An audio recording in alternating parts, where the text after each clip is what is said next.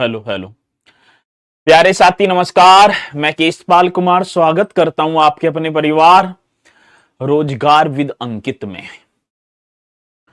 आशा करता हूं कि भैया जी आप सभी अच्छे होंगे, बढ़िया होंगे, खुशहाल होंगे और जहां भी होंगे एकदम शानदार एवं जानदार होंगे।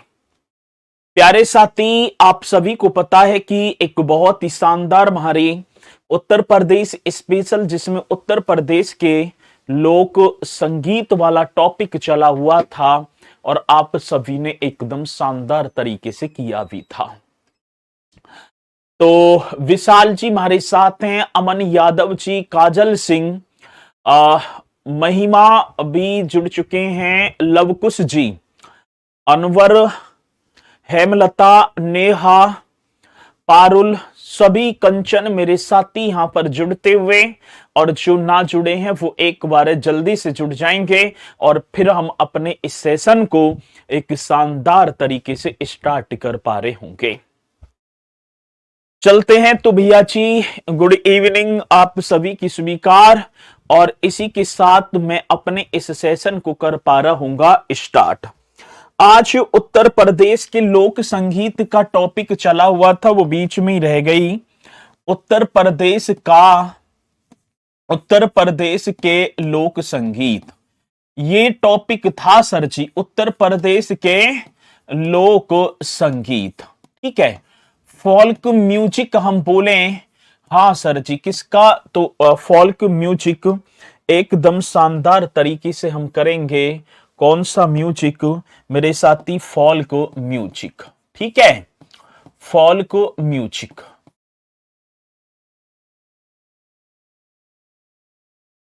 चलो जी, फोल्क म्यूजिक को करेंगे एकदम शानदार तरीके से। सभी मेरे साथियों को करने भी हैं और बताने भी हैं। फोल्क म्यूजिक में हम बात करें जैसे कजरी, कई बार परीक्षा में पूछा गया कजरी। यदि आप देखें तो किसी भी पेपर को आप उठाकर देख लेना, उसमें मेरे साथी जो है कजरी तो पूछा ही पूछा जाता है। और अब कमेंट्स पर कम फोकस करते हुए अपनी इस कक्षा पर सबसे ज्यादा फोकस करेंगे और सर एक एक पॉइंट को बहुत शानदार तरीके से हम करते चलेंगे। जिन मेरे साथियों ने वन में पढ़ लिया है, मतलब दीवानजी जो है पहला जो बैच था उसमें पढ़ा, तो वो साथ के साथ जवाब देते चले। और बाकी मेरे साथी जो अब नए नौसरे हैं, मतलब पहली बार जो इस कक्षा को कर पा रहे हैं, तो वो अपने जो है, ठीक है, हाँ कल क्लास ना हुई थी, कल क्लास ना हुई थी। ठीक है, कल भैया जी तबीयत में जो है हो गया, अब हो ही जाती है तबीयत। चलते हैं तो भैया एक नाम आपने पढ़ा होगा, कजरी। कजरी आप देखेंगे, कजरी आप एक बार हेडिंग डालो सर कजरी की तरफ। और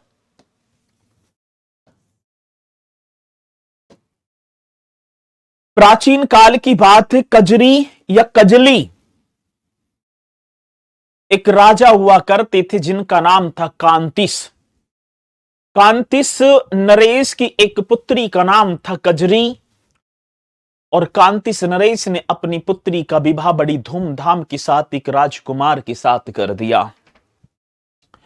कुछ समय के बाद दोनों पति पत्नियों में अनबन होती हुई और डिवोर्स की वो जो है परंपरा पहले से जारी है भैया। विवाह विच्छेद हो जाता है, विछड़न हो जाता है। कजरी को तो पति से प्रेम था। जैसे ही सावन का महीना आया तो अपने पति के याद में वो लोक गीतों को गाया, वैसी गाया करती थी, गुनगुनाया करती थी, प्रेम दीवानी हो गई थी।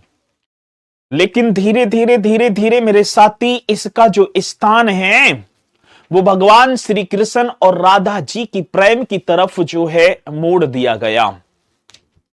तो पहली बात तो क्वेश्चन पूछा गया भैया जी कजरी, और कजरी मैंने कराया तो ना है ना कराया सर।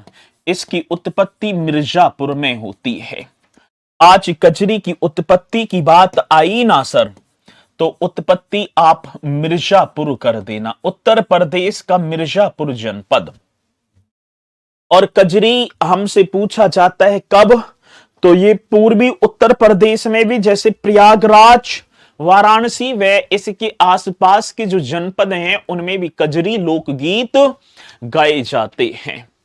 तो ये कजरी जो होगा ये श्रावण मास में, जिसे हम सावन का महीना कह देते हैं, श्रावण मास में, ठीक है, श्रावण मास में पूर्वी उत्तर प्रदेश में, ठीक है, गाया जाने वाला एक प्रमुख लोकगीत है। श्रावण मास में पूर्वी उत्तर प्रदेश, मेरे साथी कौन से उत्तर प्रदेश की बात, पूर्वी उत्तर प्रदेश में गाया जाने वाला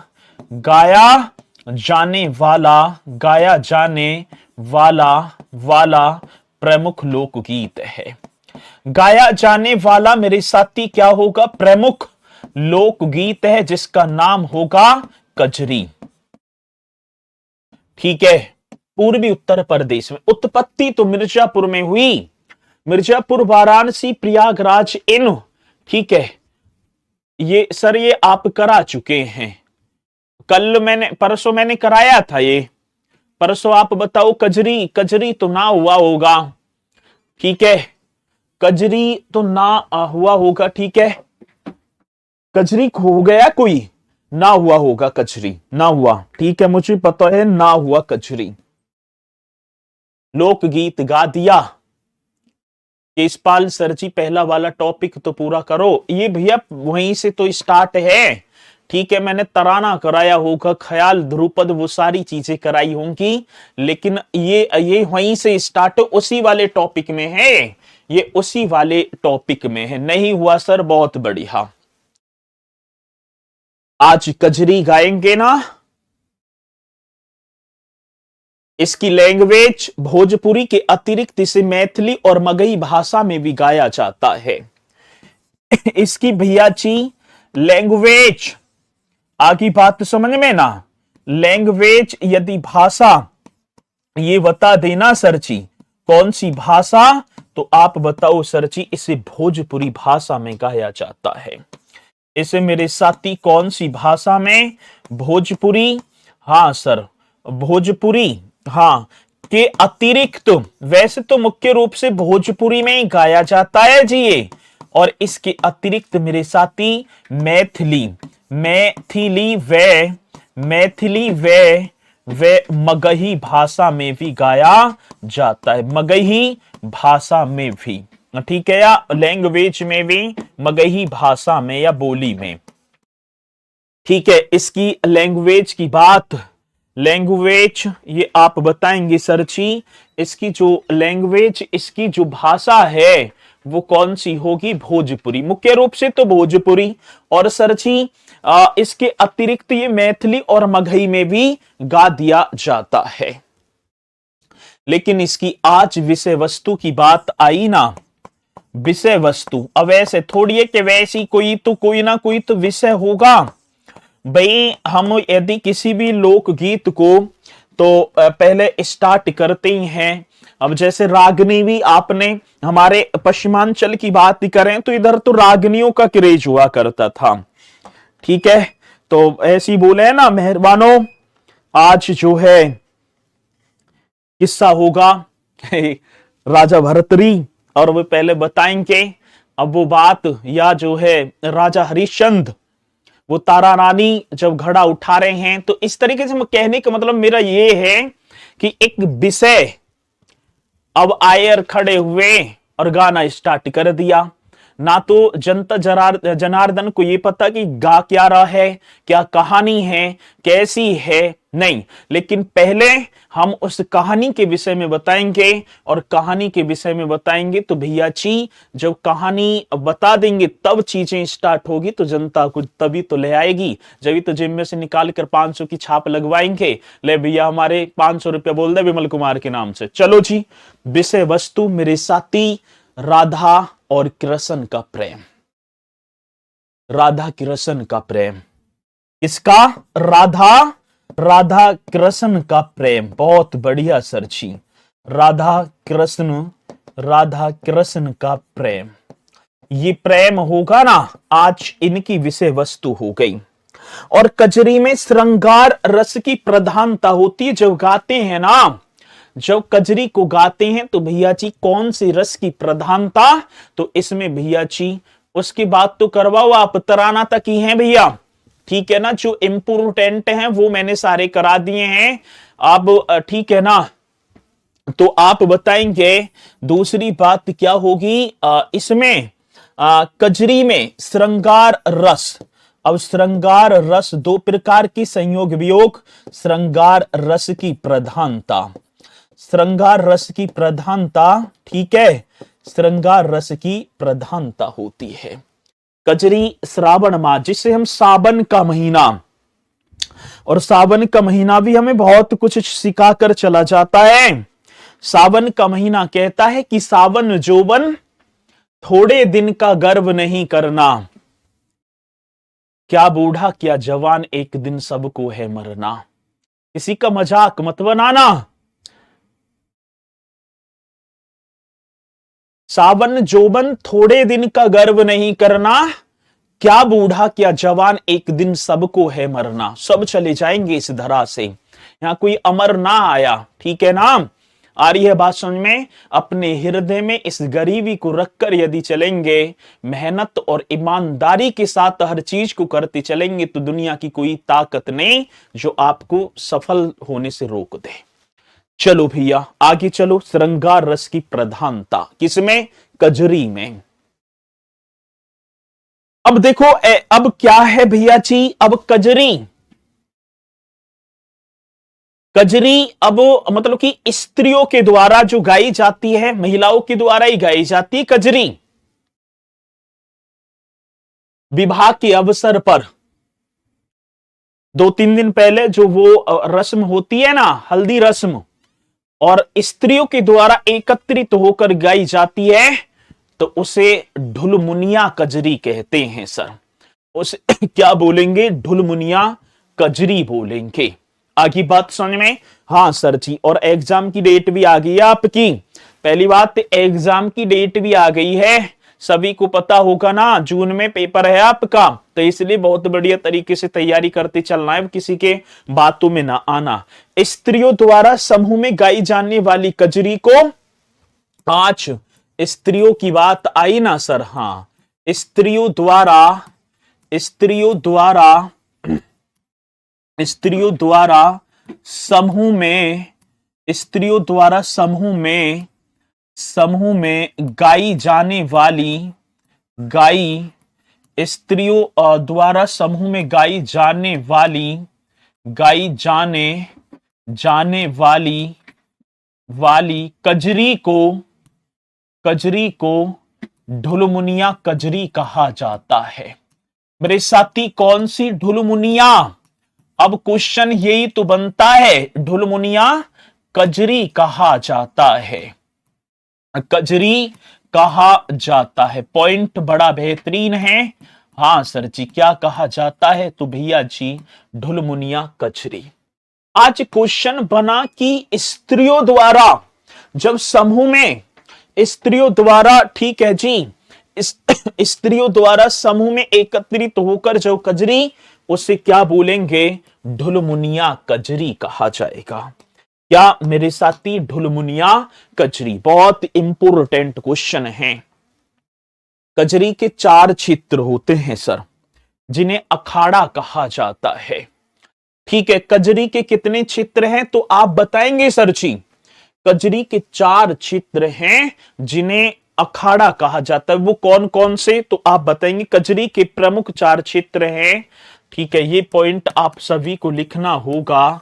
कजरी के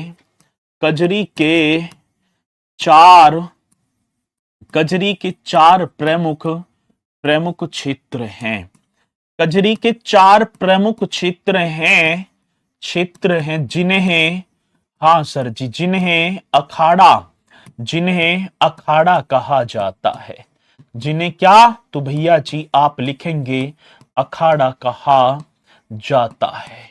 आ रही है बात समझ में। अब जैसे जैसे कि अखाड़ा पंडित शिवदास मालवीय अखाड़ा। अब अखाड़े की बात आई ना, तो एक होगा पंडित शिवदास मालवीय अखाड़ा।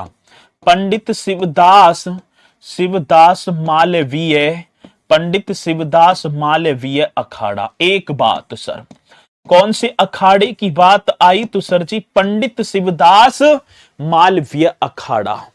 दूसरा सर जी जहांगीर, तीसरा अक्खड़ और चौथा बैरागी। एक और होगा सर जी जहांगीर अखाड़ा। भैया जी एक अखाड़ा और आप करेंगे जहांगीर अखाड़ा। तीसरे अखाड़े की बात आई तो मेरे साथी एक अखाड़ा और, जिसका नाम होगा बैरागी अखाड़ा। एक चौथा और जिसका नाम भैया जी अक्खड़ अखाड़ा, अक्खड़ अखाड़ा। ये भी आप सभी को कर पा रहा है, ठीक है, ये आप बता देना। कजरी के 4 प्रमुख क्षेत्र हैं सर, कजरी के 4 प्रमुख क्षेत्र जिन्हें अखाड़ा कहा जाता है, और अखाड़े पंडित शिवदास मालवीय, जहांगीर, बैरागी और अक्खड़ अखाड़ा। ये कितने अखाड़े? ठीक है जी, बहुत बढ़िया। बस यही अदा मुझे पसंद है सर जी। कौन सी अदा कर दी भैया? चलो तो ये आप बताओ कि कौन से ये 4 अखाड़े आपके एकदम राइट, चारों के चारों आप कर देना, ठीक है। हाँ सर। अब एक नाम आपने सुना होगा, मालिनी अवस्थी, शारदा सिन्हा, उर्मिला श्रीवास्तव, उषा गुप्ता, विंध्यवासिनी देवी प्रसिद्ध कजरी की गायिका थी। आज एक हेडिंग और डाल दो, प्रसिद्ध कजरी गायिका। हाँ सर, प्रसिद्ध कजरी, प्रसिद्ध कजरी गायिका लिख दो सर जी, प्रसिद्ध कजरी गायिका।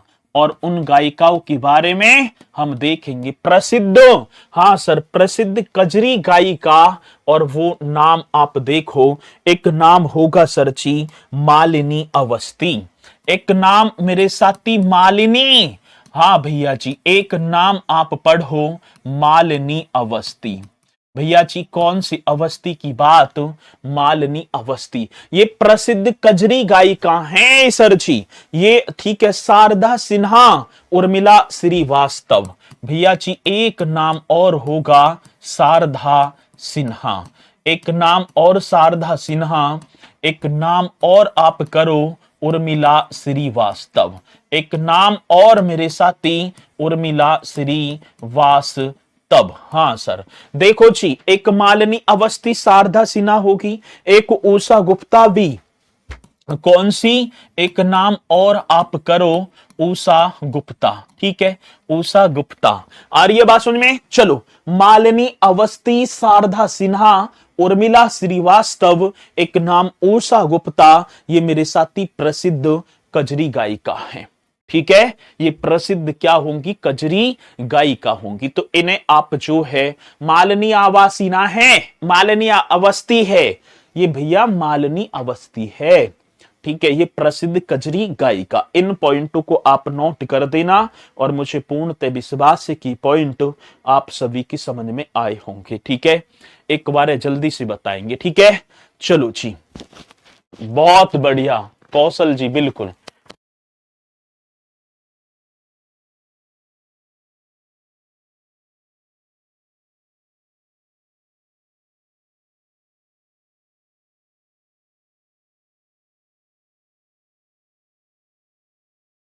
चलो भाई, यहां तक पॉइंट। अखाड़े का मतलब है, मतलब कि क्षेत्र बांट दिए, ये रे ना क्षेत्र। आगे बात समझ में, क्षेत्र बांटे हुए हैं ये अखाड़े, मतलब ये गुरु हुआ करते थे, इनका एक गुट था, ऐसे बोलेंगे हम इन्हें। अब एक और आता है मेरे साथी आल्हा, एक और आल्हा तो भैया पेपर में भी बहुत आवे है ना। आल्हा, आल्हा उदल नाम सुना होगा आपने। दो भाई थे, परमर्दी देव बर्मन की दरबार की शोभा बढ़ा रहे थे। आल्हा उदल दो सेनापति थे, बताया जाता है कि पृथ्वीराज चौहान को बार बार मात दी। आज युद्ध के मैदान में उदल, उदल या आल्हा, आल्हा की मृत्यु हुई, उदल ने आंख बंद कर ली। बताया जाता है कि जन कितने सेना को उसने अपनी तलवार से मारा था। तो आल्हा उदल आज भी जिंदे, बुंदेलखंड क्षेत्र का लोकगीत। शुरुआत, ये पहली बात तो मेरे साथी ये होगा आपका बुंदेलखंडी। कौन सा? बुंदेलखंडी या बुंदेलखंड का लोकगीत है, बुंदेलखंड का। आज भी देखोगे डालकर आप भैया जी बुंदेलखंड में, ठीक है, बुंदेलखंड का लोकगीत। शुरुआत महोबा, महोबा आप लिखो सर जी। आज आल्हा की शुरुआत, ये आल्हा, ये कहां? ये एकदम राइट क्वेश्चन, महोबा। बहुत शानदार क्वेश्चन है। शुरुआत की बात आती है मेरे साथी, आप एकदम करेक्ट कर देंगे।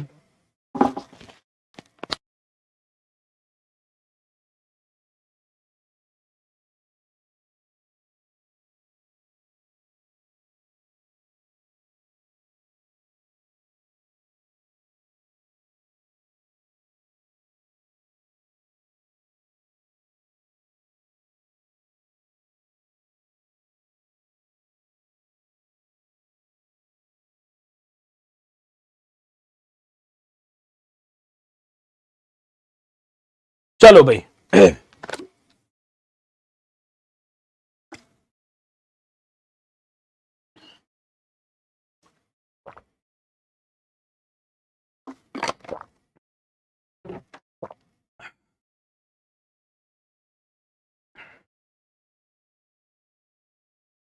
चले भैया। इसकी शुरुआत कहां पर? महोबा में हो जाती है। और इसमें क्या है? आल्हा उदल, बड़े लड़ैया, है ना, ऐसे ही तो है। चलो जी, अब बात जो मुख्य रूप से बुंदेलखंड के साथ ही उत्तर प्रदेश और मध्य प्रदेश में भी गाया जाता है। और इसमें महोबा के राजा परमर्दी देव के दो सेनापति भाइयों आला एवं उदल की वीरता पूर्ण कथा का वर्णन किया जाता है। इस लोकगीत में क्या है? महोबा के एक राजा थे, चंदेल वंश की राजा। महोबा में या महोबा के चंदेल वंश राजा, चंदेल राजा, महोबा के चंदेल राजा परमर्दी देव, परमर्दी देव के दो सेनापति भाइयों, ठीक है जी, दो सेनापति भाइयों, और भाइयों का नाम था भाइयों आल्हा और उदल। आला और, हां सर जी, आला और उदल की, आला और उदल की वीरतापूर्ण, आला और उदल की वीरतापूर्ण, जो उन्होंने वीरतापूर्ण कथा का वर्णन किया जाता है, वीरतापूर्ण गाथा का वर्णन है। ऐसे कर दो, गाथा होगी भैया का वर्णन है। आज आला और उदल, हां सर जी, कौन से आला और उदल की यहां पर बात है, ठीक है। चलो अब इसी के साथ चलते हैं आगे। ये एकदम राइट है, आल्हा आपका करेक्ट होगा। रसिया, हां सर जी, अब रसिया की बात है, मैंने शायद आप सभी को कराया भी होगा रसिया। रसिया लोकगीत, चरुकुला नृत्य। चरुकुला नृत्य के दौरान कौन सा लोकगीत गाया जाता है? तो मेरे साथी आप रसिया ही बताएंगे, ठीक है। हां सर, आप बताएंगे क्या? जो मतलब कि हम देखें ना, चरुकुला मैंने बताया होगा जिसमें नृत्यांगना एक रथ के आकार का गोला या मैं पिरामिड की बात करूं, उस पर 108 जलते हुए दियों को रखकर और अपने आप को साधते हुए उस नृत्य को करती हैं। लेकिन यह नृत्य किस लोकगीत या किस गीत पर किया जाता है? रसिया। अब रसिया कहां का होगा सर? आप बताएंगे ब्रज क्षेत्र का। ये ब्रज क्षेत्र, यदि हम एरिया, रसिया जो गाया जाता है वो कहां गाया जाता है? ब्रज क्षेत्र का। आगे बात समझ में जी? हां सर, कौन से क्षेत्र? तो आप बताएंगे ब्रज क्षेत्र का। और कब गाया जाता है? ऐसे थोड़ी है कि कभी भी रसिया स्टार्ट कर दो, ना जी। ये ब्रज क्षेत्र में रसिया गीत मुख्यतः होली के समय गाए जाते हैं, ठीक है ना। ब्रज क्षेत्र में आप लिख देना जो है मुख्य रूप से तो मुख्यतः है होली के मुख्यतः होली के अवसर पर, भैया जी मुख्यतः किसके अवसर पर? होली के अवसर पर, होली के अवसर पर गाए जाते हैं। मुख्यतः आप सभी को बताना है मेरे साथी, ये मुख्यतः होली के अवसर पर गाए जाते हैं। आज रसिया हमसे पूछा, सर जी रसिया ये ब्रज क्षेत्र का है और ठीक है, हाँ, तो ये आप बता देना। होली के अवसर पर गीत गा रहे हैं, एक बम्प नामक एक बड़े ढोल का प्रयोग किया जाता है, आपने देखा भी होगा। इस तरीके से वो होता है, ठीक है ना, बड़ा सा ढोल होता है और उसमें बजाते धुम धुम, ठीक है। अब जब रसिया गाया जाएगा तो आप लिखेंगे भैया जी गीतों के साथ बम्प नामक एक बड़े ढोल का, आज किसके साथ? गीतों के साथ, यही तो बताना है, गीतों के साथ बम्प बम्प, ठीक है, बम्प नामक बड़े ढोल का प्रयोग किया जाता, नामक बड़े ढोल का प्रयोग किया जाता है। बड़ा बेहतरीन क्वेश्चन है सर। बम्प नामक एक बड़े ढोल का प्रयोग किया जाता है, ये पॉइंट आप सभी को करना है। गीतों के साथ बम्प नामक एक बड़े ढोल का प्रयोग किया जाता है। चलो सर ये भी करेक्ट है।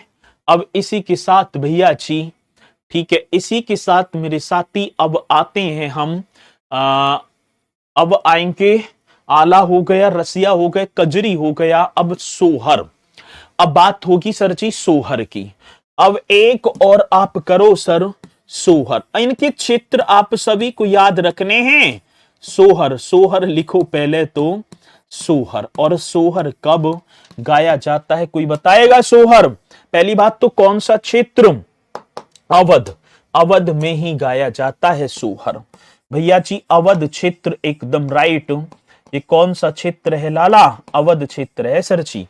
भैया जी सोहर जो गाया जाता है ये अवध क्षेत्र में, हाँ जी। आल्हा का दिखा दो, आल्हा भैया सुनो, ठीक है ना। चलो अवध क्षेत्र एकदम राइट है, और ये बच्चे के जन्म के समय गाया जाता है। भैया जी सोहर की बात आप लिख देना। सोहर अवध क्षेत्र में, मतलब कि बच्चे के जन्म के समय, बहुत बेहतरीन क्वेश्चन है। बच्चे के जन्म के समय गाया जाता है, बच्चे के जन्म के समय गाया जाता है। नाम आप बताएंगे सर जी, नाम आप बताएंगे सोहर। बच्चे के जन्म के समय सोहर गाया जाता है, और गीत के माध्यम से व्यक्ति के पूरे जीवन चक्र को प्रदर्शित किया जाता है।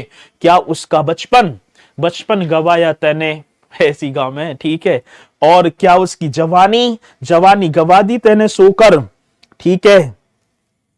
जवानी में नींद बहुत आती है, ये वास्तविकता है। यदि मम्मी पापा कहेंगे ना उठ जा, अरे कैसे उठ जाऊं, तो वो जवानी, ये वास्तविकता है, ये रियलिटी है कि जवानी के पहरे में नींद बहुत आती है। जिसने अपनी नींद पर काबू कर लिया तो वो 100% जीत गया, ठीक है, वो 100% जीत गया, और बाकी नहीं तो भैया जी 100, ठीक है, नहीं तो 100। बच्चे के जन्म के समय गाया जाता है, और गीतों के माध्यम से मनुष्य के जीवन चक्र को प्रदर्शित किया जाता है। ये भी पॉइंट आप सभी को लिखना है, किसके माध्यम से? गीतों के माध्यम से, गीतों के माध्यम से, मतलब कि मनुष्य के जीवन चक्र को, मनुष्य के जो जीवन चक्र है, मनुष्य के जीवन चक्र को जीवन चक्र को प्रदर्शित किया जाता है। जीवन चक्र को क्या प्रदर्शित किया जाता है, ये भी आपको लिख देना है। ठीक है, गीतों के माध्यम से बच्चों के जीवन चक्र को प्रदर्शित किया जाता है। ठीक है,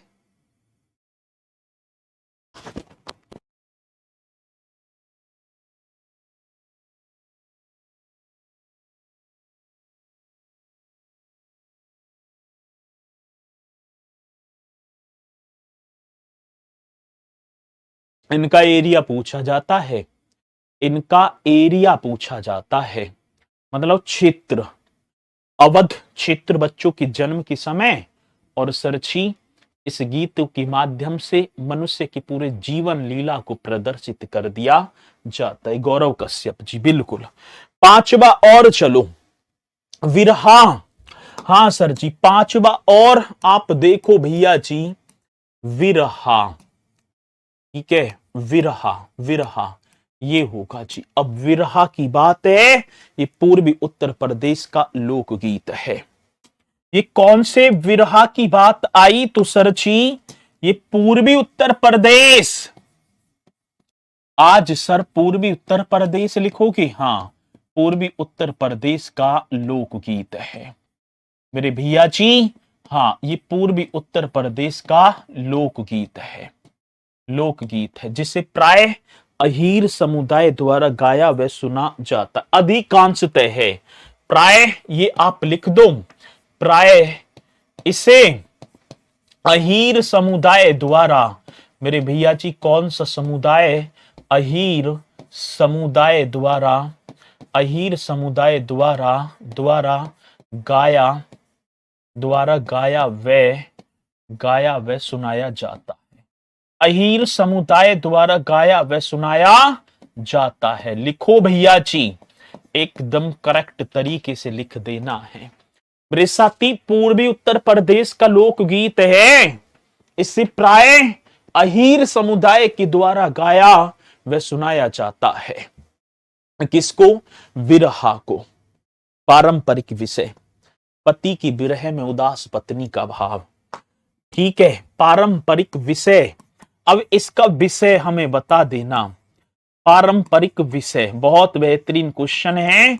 पारंपरिक विषय, पति की विरह में उदास पत्नी क्या कहेगी? गीत के माध्यम से कहेगी, पति की विरह में, पति के विरह में पति के विरह में उदास पत्नी का भाव, उदास पत्नी का भाव होगा इसमें। आगे बात समझ में ना? कहने का मतलब यह है उदास पत्नी का भाव, पति के विरह में। विरह है वो जैसा भी हो, ठीक है। आपने पूर्वांचल लिखवाया है, अरे भैया पूर्वी और पूर्वांचल एक ही बात है, पूर्वांचल और पूर्वी एक ही बात है। कैसे सिपाही बनेंगे ना, सत्यानाश कर दोगे, ठीक है, उसे तो मार ही दोगे तुम, अलग अलग धारान में फंसवाओगे, ठीक है। चाहे ने जुर्म कुछ भी करा हो, क्योंकि अब वो बोलेगा जी मैं तो पूर्वी का हूं, ठीक है, पूर्वी उत्तर प्रदेश का हूं, तुम फट्टा बजाओगे पूर्वांचल बोल, पूर्वांचल, ठीक है। पूर्वी का कैसे? पूर्वांचल बोल। भैया पूर्वी और पूर्वांचल एक ही है, कैसे करोगे भी? ठीक है, ये हो गया पारंपरिक विषय। और पारंपरिक विषय क्या हो गया तो आप बताएंगे, पति के विरह में उदास पत्नी का भाव। विरह, इसके पहले जो गायक थे गाजीपुर निवासी बिहारी यादव, ठीक है ना? हाँ जी। चलो अब बात किसकी होगी सरची? विरहा के प्रथम गायक, ये आप करो सरची, प्रथम जो गायक थे, प्रथम गायक, आज गायक की बात मेरे साथी, प्रथम गायक आप करेंगे गाजीपुर निवासी बिहारी यादव। कौन से? तो गाजीपुर निवासी, गाजीपुर निवासी मेरे भैया जी बिहारी यादव, गाजीपुर निवासी बिहारी यादव इसके पहले गायक थे, गाजीपुर निवासी बिहारी यादव, ठीक है, हाँ जी। बड़े लड़ैया महोबा वाले, इनकी मार सही ना जाए। बहुत बढ़िया, एक के मरे दो मार जाए, तीजा मरे खत्म। चलो भैया, ये पॉइंट आपने बताया एकदम राइट तरीके से। ठीक है, आ रही है बात तो समझ में। चलो एक बार जल्दी से थंब का निशान लगाकर बता दो कि हाँ सर जी, पॉइंट तो आ रहे हैं हमारे समझ में। एक बार जल्दी बता दो। हाँ जी, वही बार बार टप्पा होरी सरगम कहाँ गया। अरे भैया वो ज्यादा इंपोर्टेंट ना है, तुम जो मैंने कराए हैं उन्हें तो करो, उन्हें कर लो आप। आ रही है बात समझ में ना। ये आपके बिरहा के जो गायक होंगे, रागनी और ढोला, पश्चिमी उत्तर प्रदेश के लोकगीत हैं। अब रागनी ये हमारी तरफ होंगी, ठीक है। रागनी, रागनी और ढोला, ढोला भी चले कर रहे हैं इधर। रागनी और ढोला, ठीक है, बहुत बढ़िया। रागनी और ढोला, रागनी और ढोला, आज ये देखें ना, सब सब विलुप्त हैं, ये विलुप्त होने की कगार पर ही हैं। कुछ ही बच रहे होंगे जीवंत, नहीं बाकी तो। अब देख पाए तो इंस्टाग्राम है, 30 सेकंड की रील है, 30 सेकंड भी ना दे पा रहे, ठीक है ना, ऊपर को कर देंगे। ये भी मैं एक ये भी एक चीज है, ये नौकरी एकमात्र चीज है जो आप डट रहे हैं घंटा, अने रील पर 30 सेकंड ना डटे, कोई भी ना डटे। आ रही है बात समझ में ना, 30 सेकंड ना डटेंगे, ऊपर को चल देंगे। ये तो बड़ी जो है नौकरी की बड़ी मेहरबानी समझो कि आप 1 घंटा फोन खोल के जो है, नहीं तो हाथ चैन थोड़ी रहे, टुक्की टुक ऊपर को रह है। आ रही है ना बात समझ में जी। रागनी ढोला पश्चिमी उत्तर प्रदेश के प्रसिद्ध लोकगीत, पश्चिमी उत्तर प्रदेश के, पश्चिमी उत्तर प्रदेश के, पश्चिमी उत्तर प्रदेश के लोकगीत हैं ये, पश्चिमी उत्तर प्रदेश के लोकगीत हैं। नाम रागनी और ढोला। अधिकांशतः देखूं आगरा मेरठ, इधर के जो ये आगरा व मेरठ, यहाँ मतलब कि होते हैं रागनी और ढोला। चलें जी, हाँ सर जी, रागनी और ढोला भी आपकी कंप्लीट हो गए। अब एक और आएगा चेता, चेता या चेती, आपने पढ़ा होगा सर जी, कौन सा चेता या चेती, ऐसे भी आ जाता है, पूर्वांचल क्षेत्री होगा चेता का भी। आप 7वां और लिख दो, और नाम होगा चेता या मेरे साथी चेती, बात एक ही है, चेता या चेती। हाँ सर, चेता या चेती, ये करो जी। अब चेता या चेती पूर्वांचल, वाराणसी, प्रयागराज, गोरखपुर, अयोध्या, पूर्वांचल में जी ये चेता या चेती। आप जाओ पूर्वांचल, आप कहां सर जी, पूर्वांचल। अब पूर्वांचल में आप देखेंगे, हाँ सर जी, वाराणसी हो जाएगा आपको, मतलब कि पूर्वांचल में वाराणसी। एक आप देखो सर जी प्रयागराज, एक मेरे साथी प्रयागराज, गोरखपुर, अयोध्या, गोरखपुर, अयोध्या, मतलब इन जनपदों में तो ज्यादा, इन जनपदों में ज्यादा जो है गाया जाता है। और हिंदू पंचांग के चैत्र माह में गाया जाने वाला गीत है ये, जो है हिंदू पंचांग के, कौन सा तो भैया, हिंदू पंचांग के, हिंदू पंचांग के, हिंदू पंचांग के चैत्र, ठीक है, चैत्र माह में गाया जाने वाला, हिंदू पंचांग के चैत्र माह में गाया जाने वाला, गाया जाने वाला गीत है ये, गाया जाने वाला गीत। बताया जाता है इसी माह में भगवान रामचंद्र जी का जन्म हुआ था। जो ये चैत्र माह है ना, इसी माह में ऐसा बताया जाता है कि भगवान रामचंद्र जी का जन्म हुआ था और इसमें चेती मुख्यतः प्रेम की अभिव्यक्ति होती प्रधानता वाला है। जब चेती को गाएंगे इसकी हर एक पंक्ति में, प्रति एक पंक्ति में अहो रामा से शुरू होता है। अहो रामा से शुरू होगा, ओहो रामा पर समाप्त हो जाएगा। ठीक है, चलो जी। सर जी मेरा घर है चेती, जो कुशीनगर के हैं। हाँ शाबाश, बहुत बढ़िया, ऐसे ही करे जाओ। अब ये कौन सी माह में? चैत्र माह में, जिसे हम चैत बोल देंगे। हमारा हिंदू कैलेंडर का पहला महीना भी है जी चैत्र। अंतिम कौन सा है? फाल्गुन। चैत्र का महीना भी हमें बहुत कुछ सिखा कर जाता है। चैत महीना चैत ले प्यारे, गपलत क्यों सोता, तेरा आना जाना इस गपलत में कहां जन्म होता। पता ना अगली बार कहां जन्म होगा। ठीक है, और कहां किस में जन्म होए पता पड़े। अब आने वाली गर्मी सी मच्छरी बन गए, बैठे किसी की गाल पे जाके वन तड़क देसी मार दे, जीवन लीला ही समाप्त कर दी 1 सेकंड में। आ रही है ना बात समझ में? तो ये जीवन है और मानव का ये चोला मिला है, बार बार थोड़ी मिलेगा। क्यों ना इसे एक बार बढ़िया तरीके से जी जाए, होगा देखा जाएगा। खुशी तरीके से जीना है ना, बढ़िया तरीके से जीना है और मेहनत करना हमारा काम है, करेंगे। एक नौकरी तो है लेकिन मतलब वही बात है, पकड़ो जो। और जो मैं बाद में बढ़िया बात ने बताऊं उन्हें ना समझते एक पेर भी हैं।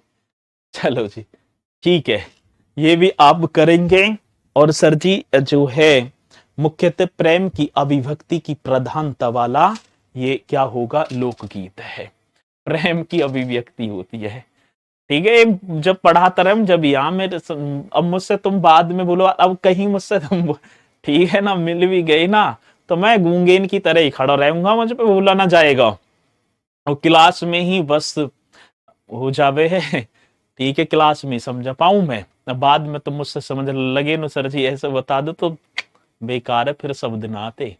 तो यही है बस। ठीक है चलो, और क्या सब याद करने हैं?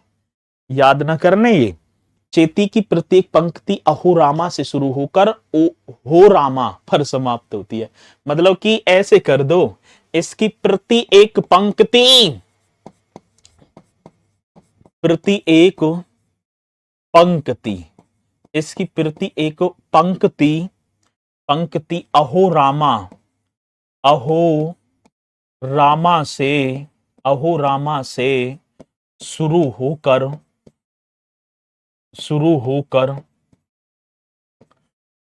शुरू होकर हो रामा पर समाप्त हो जाती है। हो रामा पर, हो रामा पर समाप्त होती है, हो रामा पर समाप्त होती है। आ रही है बात समझ में ना? कहा इसकी पंक्ति अहो रामा से शुरू होकर और कहा हो रामा पर समाप्त हो जाती है। तो भैया जी ये आपके जो है मैंने बता दिए, कजरी दोबारा करवा दिए हैं। अच्छा चलो दोबारा होगी तो कर लो, कोई बात ना है। कजरी यदि दोबारा हो गई तो कर लो। अब एक चीज और आपको करना है, उत्तर प्रदेश के प्रमुख लोकगीत व प्रचलित क्षेत्र, एक हेडिंग और डाल देना। वैसे ठीक है, इन्हें तो मैं परसों को ही करवा पाऊंगा ना। अब मैं मिलूंगा तुमसे भैया मंडे को। ठीक है, परसों परसों भी ना, अब मैं मंडे को ही आपकी कक्षा करवा पाऊंगा। अब कुछ कहेंगे सर जी कैसा ऐसा कारण, तो कुछ को तो पता ही होगा। ठीक है, और भैया मंडे को ही मैं आपसे मुलाकात करूंगा, इसलिए आप अपना पीछे का जो भी रिवीजन है उसे करते चलना बढ़िया तरीके से। विरहा नहीं जिसमें घटना ही बताए जाते हैं, मतलब वो विरहा ही नहीं। हाँ, विरहा में पति के विरह में उदास पत्नी है। ठीक है, पत्नी के उदास क्या है भैया, रिचार्ज मत करो 1 सेकंड में विरहा, विरह विरह फजीते हो जाएंगे सेकंड में ही। ठीक है, तो विरहा ये सुनोगे हैं, चलो तो नौकरी लगा लो, फिर उसके बाद जीवन में विरही विरही रहेगा और न रहे कुछ भी। ठीक है, तो इन्हें आप करेंगे बढ़िया तरीके से और मंडे को ही मैं जो है आपकी कक्षा लूँगा। तो थोड़ा-सा एक फंक्शन सा है, छोटा-सा ही है घर में, इस कारणवश मैं आपकी कक्षा लेने में असमर्थ रहूँगा। कोशिश तो रहती, बाकी मैं जो है अभी जो है ये तो पता होगा कुछों को ना है। अब पापा जी है ना हमारे, यदि वो होते तो सारे कार्यकर्ता वो ही रहते। घर में बड़ा होने के बावजूद तो थोड़ी-सी जो है मेरा रहना अनिवार्य होगा, तो इसलिए मैं आपकी कक्षा लेने में भैया जी असमर्थ रहूँगा। माफ़ी चाहूँगा, ये 2-3 दिन की छुट्टियाँ, फिर मैं सैटरडे को भी आपकी कक्षा कराऊँगा बिल्कुल। आप पे कहने की ज़रूरत ना होगी, ठीक है ना? तो हाँ, बस जो है 2 मतलब अब मंडे तक तो बोलेंगे ही ना, मंडे तक बोलियो ही मत ना, ठीक है? तो इसी के साथ मेरे साथ ही मुलाकात करूँगा आपसे अब मंडे को ही, तो सभी बोलेंगे सर, जय हिंद, जय भारत।